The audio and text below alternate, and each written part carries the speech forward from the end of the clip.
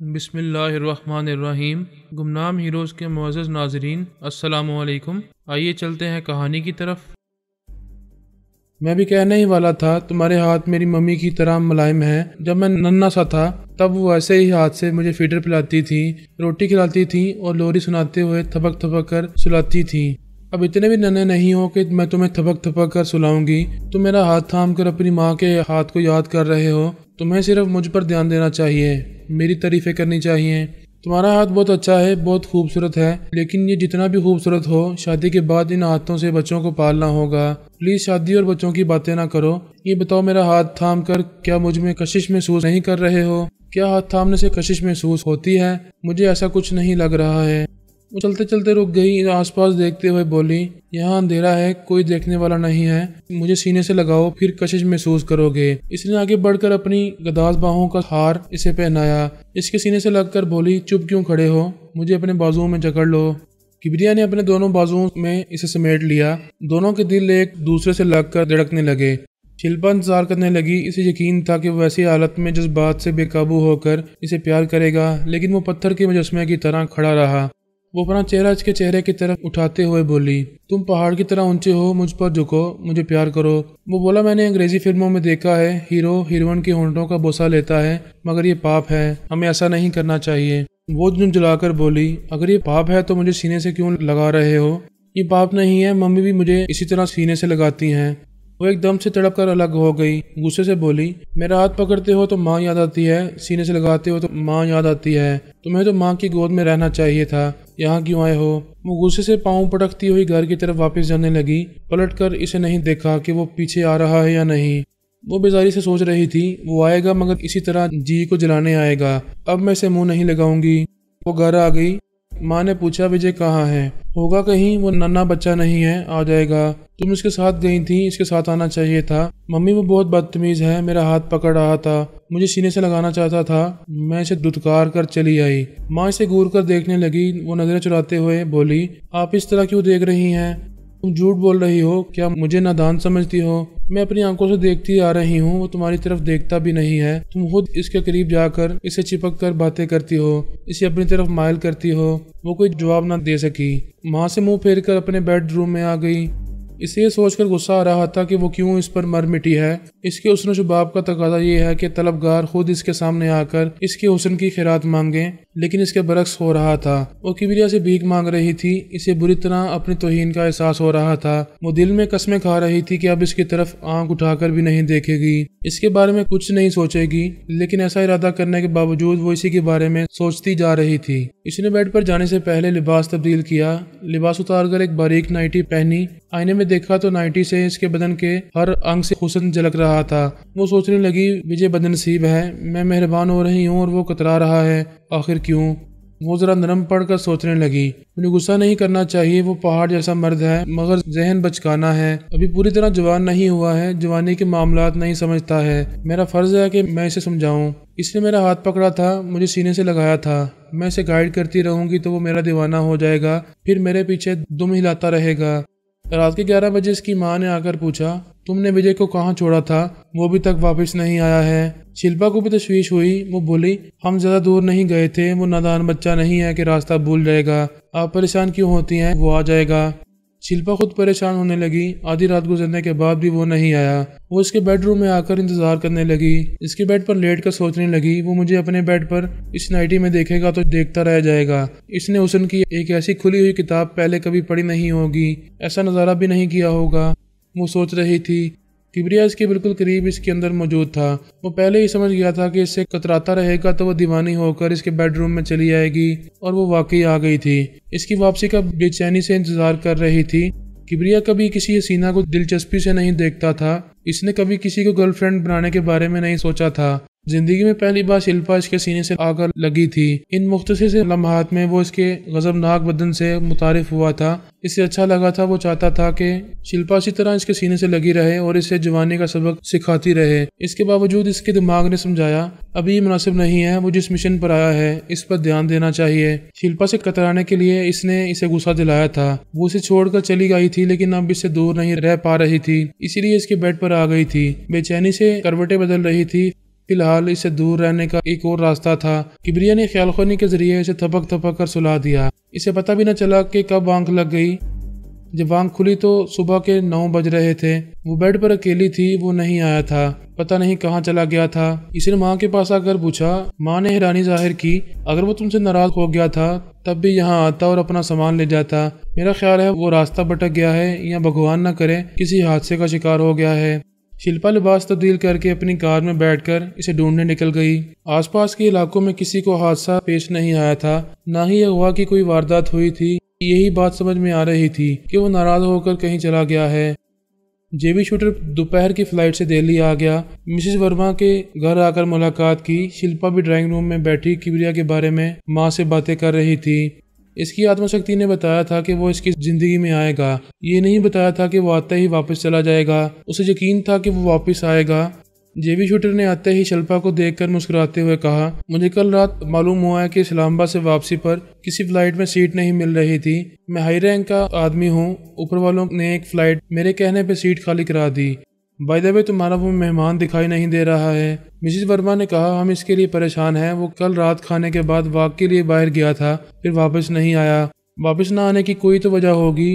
वो शिल्पा से नाराज हो गया है। शिल्पा ने कहा, मम्मी ऐसी कोई बात नहीं है, वो भला क्यों नाराज होगा। मैं यकीन से कहती हूँ वो शाम तक वापस आ जाएगा। जेबी शूटर ने मुस्कुराकर कहा, मोहब्बत और अपनायत होगी तो सुबह का बोला शाम को वापस आ जाएगा। क्या तुम इससे मुतासिर हो गई हो। वो नागवारी से बोली, ये मेरा पर्सनल मामला है, आप कोई दूसरी बात करें। दूसरी बात सरकारी है। जैसा कि तुम जानती हो तुम्हारा पाकिस्तान का दौरा सरकारी था। वहाँ एक तकरीब में जिस पाकिस्तानी सियासतदान से तुम्हारी मुलाकात हुई थी, इसका नाम बताओ। शिल्पा ने कहा, वो एक मिनिस्टर है, इसका नाम ख्वाजा खैरुद्दीन है। वो फौजी नुक्ता नज़र से वहाँ के दिफाई मामलात के बहुत से राज जानता है और वो अगले हफ्ते भारत के दिफाई मिनिस्टर से मुज़ाकरात के लिए आ रहा है। तुम यहाँ दिन रात ख्वाजा खैरुद्दीन की मेज़बानी करोगी और इसका दिल खुश करती रहोगी।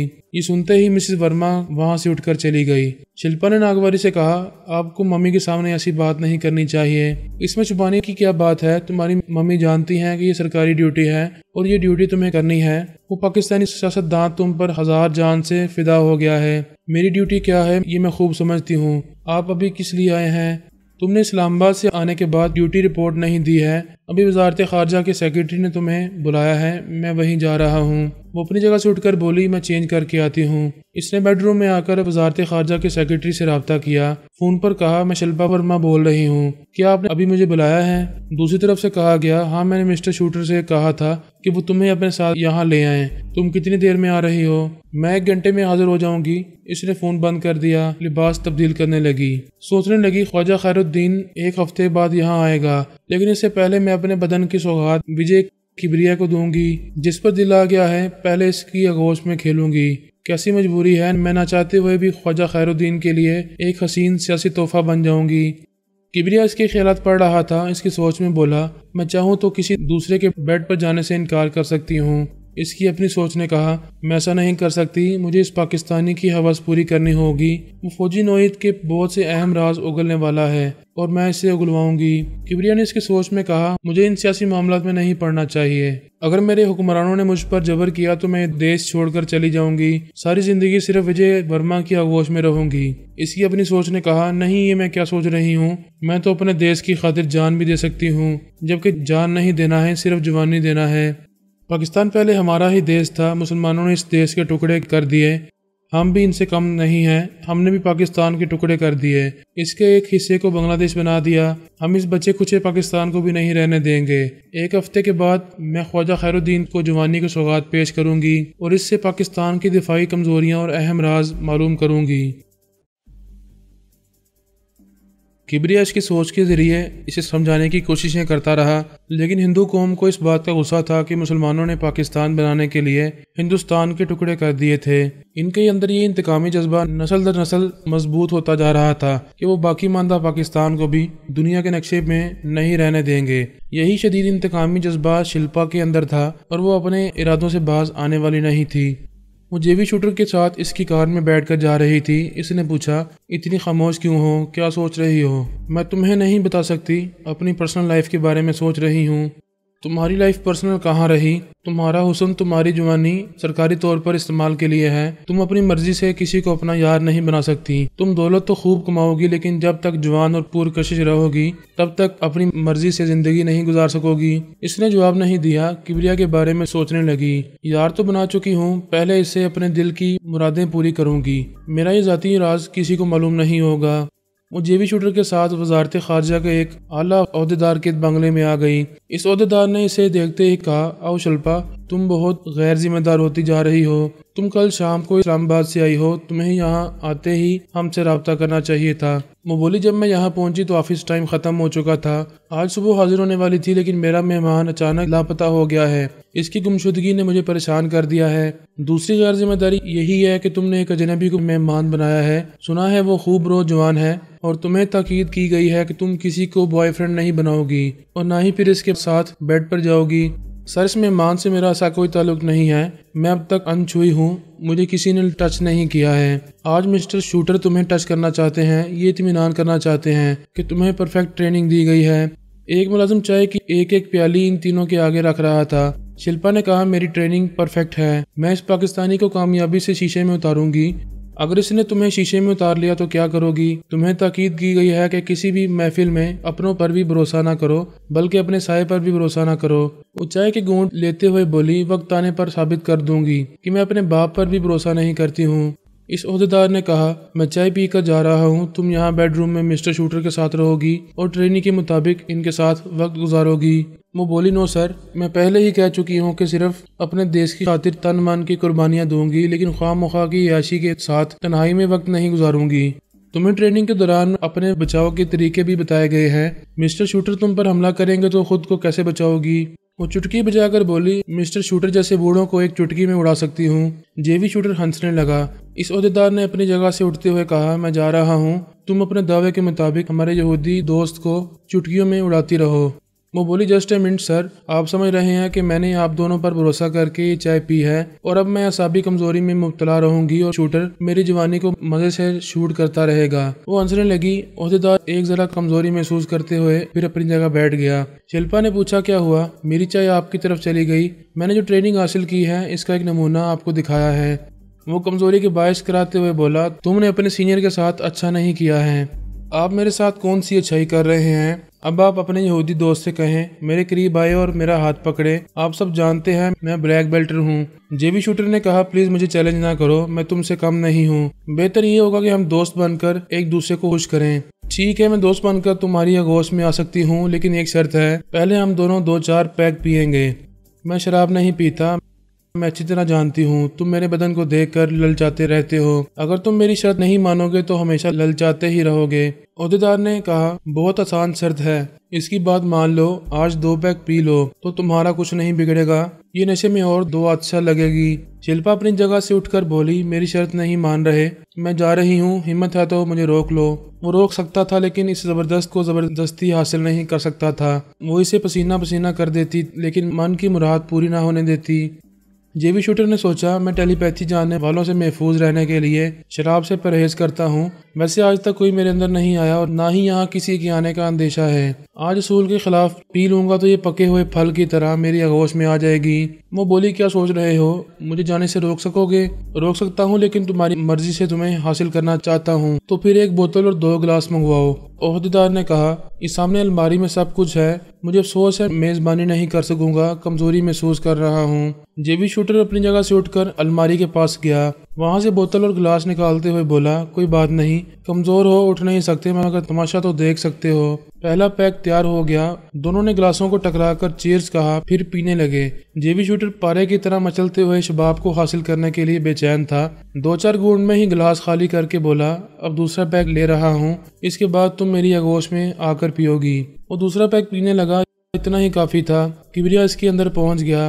वो किबरिया की मर्जी के मुताबिक तीसरा पैक फिर चौथा पैक पीने लगा। ओहदेदार ने कहा, ये क्या कर रहे हो, अपने पैरों पर भी खड़े नहीं रह सकोगे, शराब को छोड़ो, शबाब को पकड़ो। इसने शिल्पा की तरफ हाथ बढ़ाया। वो 1 की बजाय 2 दिखाई दे रही थी। समझ में नहीं आ रहा था 4 हाथों में से कौन सा हाथ पकड़े। जब एक हाथ पकड़ने में कामयाबी हुई तो शिल्पा ने इसके हाथ को एक झटका दिया। वो आगे को झुकता हुआ फर्श पर उंधे मुंह गिर पड़ा। वहां से उठ ना सका, वहीं पड़ा रहा, मदहोशी में बुड़बुड़ाता रहा।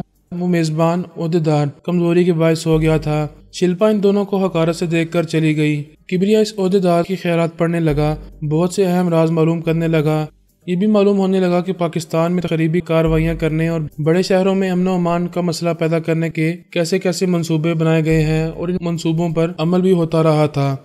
जीवी शूटर मदहोश था, मदहोशी में इसके ख्यालात पढ़े नहीं जा सकते थे। किबरिया ने सोचा चंद घंटे बाद आकर इसे अपना मामूल बनाएगा। वो शिल्पा के अंदर आ गया। वो अपने बेडरूम में थी। माँ ने रात का खाना खाने को कहा, इसने इनकार कर दिया। किबरिया अब तक वापस नहीं आया था। इसके हवास पर छाया हुआ था, भूख उड़ गई थी, नींद भी नहीं आ सकती थी। वो माँ के पास आकर बोली, हमने विजय वर्मा को मेहमान बनाया था। वजारत खारजा का आला ओहदेदार इस बात पर इतराज कर रहा था। कल मैं दूसरे ओहदेदारों से इस सिलसिले में बात करूंगी। शिल्पा को करीब रखे हुए फोन की घंटी सुनाई दी। वो बोली, मम्मी घंटी बज रही है, रिसीवर उठाएं। माँ ने ताजुब से कहा, फोन तो खामोश पड़ा हुआ है। मम्मी ये खामोश नहीं है, घंटी की आवाज़ साफ सुनाई दे रही है, शायद विजय का फोन है। इसने हाथ बढ़ाकर रिसीवर उठाया, फिर कान से लगाकर पूछा, हेलो कौन? किबरिया ने इसके दिमाग में कहा, मैं वही हूँ जिसके इंतजार में तुम तड़प रही हो, क्या मुझे पहचान सकती हो? वो खुश होकर बोली, विजय तुम कहाँ हो? इसकी माँ ने फोन के लाउडस्पीकर को ऑन किया ताकि इसकी बातें सुन सके। किबरिया ने इसके दिमाग में कहा, मैं जहाँ भी हूँ वहाँ से वापस आ सकता हूँ, लेकिन किस लिए आऊँ? मेरे लिए आओ प्लीज, अभी आ जाओ। माँ ने हैरानी से पूछा, तुम किससे बातें कर रही हो? दूसरी तरफ से कोई नहीं बोल रहा है, फोन बंद है। मम्मी लाउडस्पीकर में खराबी होगी, मैं रिसीवर से विजय की आवाज़ सुन रही हूँ। चलिए आप बात करें, विजय को समझाएं वो यहाँ वापस आ जाए। मिसेस वर्मा ने रिसीवर लेकर कान से लगाया, फिर कहा, हेलो विजय, तुम अचानक कहाँ चले गए हो? हमें बताकर जाना चाहिए था। वो जवाब सुनने के चुप हुई, फिर बोली, हेलो विजय, हेलो। फिर वो शिल्पा से बोली, दूसरी तरफ कोई नहीं है, फोन खामोश है। शिल्पा ने माँ से रिसीवर छीन कर कान से लगाया, हेलो विजय, तुम खामोश क्यों हो गए? किबरिया ने कहा, मैं खामोश नहीं हूँ, तुम मेरी आवाज़ सुन रही हो, तुम सुनती रहो, मैं बोलता रहूँगा। तुम मम्मी से क्यों नहीं बोल रहे हो? मेरी आवाज़ सिर्फ तुम सुन सकोगी क्योंकि ये मेरी आत्मा की आवाज़ है। मिसेस वर्मा ने सर घुमाकर देखा, फोन का प्लग स्विच बोर्ड से निकलकर एक तरफ पड़ा हुआ था। वो ताजुब से बोली, तुम्हारा दिमाग तो ठीक है, ये प्लग लगा हुआ नहीं है, फोन से आवाज़ कैसे आएगी? तुमने घंटी की आवाज़ सुनी और अब बातें कर रही हो। शिल्पा, ये फोन डेड है। शिल्पा ने अपनी जगह से उठकर स्विच की तरफ देखा, वाकई प्लग स्विच से अलग था, फोन से राब्ता हो नहीं सकता था। इसने रिसीवर को फिर कान से लगाकर कहा, हेलो विजय, हेलो। इस बार किबरिया खामोश रहा। वो हेलो हेलो कहकर हैरानी से रिसीवर को देखने लगी। मिसेस वर्मा ने कहा, तुम्हारा दिमाग चल गया है, फोन डेड पड़ा है और हेलो हेलो किए जा रही हो। वो रिसीवर रख कर बोली, मम्मी मैं साफ तौर से इसकी आवाज़ सुन रही थी, इसकी आवाज़ आप नहीं सुन सकती थी। ऐसी क्या बात है कि मुझे इसकी आवाज़ सुनाई ना देती? वो कह रहा था, इसकी आत्मा बोल रही है, इसकी आवाज़ सिर्फ मैं सुन सकती हूँ। ये क्या बकवास है? तुम ये कहना चाहती हो कि वो मर चुका है, खुद बोल नहीं सकता, इसलिए इसकी आत्मा बोल रही है? वो झुंझलाकर रिसीवर क्रेडल पर पटकते हुए बोली, मैं क्या जानूं वो बोल रहा था या इसकी आत्मा बोल रही थी? मैं साफ तौर से इसकी आवाज़ सुन रही थी। बेटी, मैं तुम्हारे अंदर तब्दीली देख रही हूँ, वो तुम्हारे हवास पर छा गया है, तुम इसके लिए बावली हो रही हो, खुद को संभालो वरना पागल हो जाओगी। वो कायल होकर सोचने लगी, हाँ मैं पागल हो रही हूँ, इसने फ़ोन नहीं किया था और मैं इसकी आवाज़ सुन रही थी, मैं इसकी दीवानी हो गई हूँ। वो सोचते हुए अपने बेडरूम में आ गई, वहाँ भी सोच का सिलसिला जारी रहा। वो बेड पर लेट गई, फिर चौंक कर उठ बैठी। सामने किबरिया खड़ा हुआ था। वो बेड से उतरकर दौड़ती हुई इसके पास आई, फिर इस पे लिपट कर बोली, तुम कहाँ चले गए थे? इस तरह क्यों मुझे तड़पा रहे हो?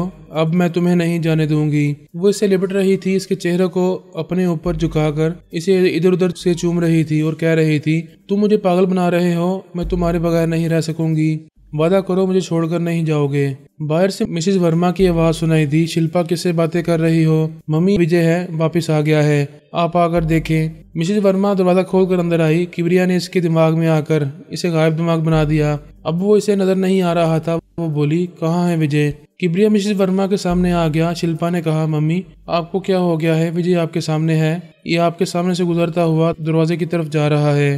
वो घूमकर दरवाजे की तरफ देखने लगी, वो नजर नहीं आ रहा था, जबकि हकीकतन मौजूद था। इस दरवाजे से गुजरकर बाहर चला गया था। शिल्पा ने आगे बढ़ते हुए कहा, विजय रुक जाओ, कहाँ जा रहे हो? मिसेस वर्मा ने शिल्पा को दोनों हाथों से पकड़कर आगे जाने से रोक दिया। रुक जाओ बेटी, तुम्हें क्या हो गया है? यहाँ विजय नहीं है और तुम इसे देख रही हो, वहाँ फोन डेड पड़ा था और तुम इसकी आवाज़ें सुन रही थी। शिल्पा खुद को छुड़ाकर किबरिया के पीछे जाना चाहती थी, लेकिन माँ इसे लिपट गई थी, इसे आगे बढ़ने नहीं दे रही थी। दरअसल किबरिया इसके अंदर रहकर शिल्पा को अपने पीछे आने से रोक रहा था। फिर एक जगह छुपने के बाद इसने माँ बेटी को एक दूसरे से अलग कर दिया। वो दौड़ती हुई कमरे से बाहर आई, इधर उधर देखते हुए आवाजें देने लगी, विजय विजय विजय तुम कहाँ हो, वापस आ जाओ विजय। मिसेस वर्मा बुड़बुड़ाती हुई वहां से जाने लगी। ये लड़की सचमुच पागल हो गई है, पता नहीं विजय कल से कहाँ गुम हो गया है। जब तक वापस नहीं आएगा ये उसके लिए बावली होती रहेगी।